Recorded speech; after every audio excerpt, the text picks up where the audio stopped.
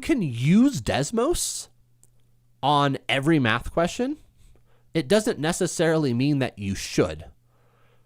There's a lot of questions that are much faster if you don't use Desmos, because if you know, for example, that like in y equals mx plus b, b is the y-intercept, using Desmos on a question that asks you about the y-intercept would be a huge waste of time if they give you the formula, because you just say, oh, it's this number, right?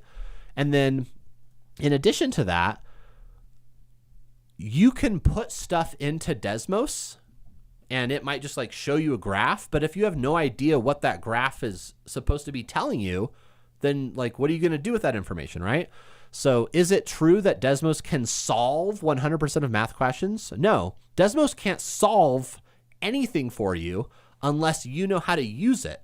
You can solve 100% of math questions using Desmos, but only if you actually know how to use Desmos and how to manipulate the things that are being given to you so that they're usable in Desmos. Like a lot of the times you want to start outside of Desmos and then just have Desmos do the last part.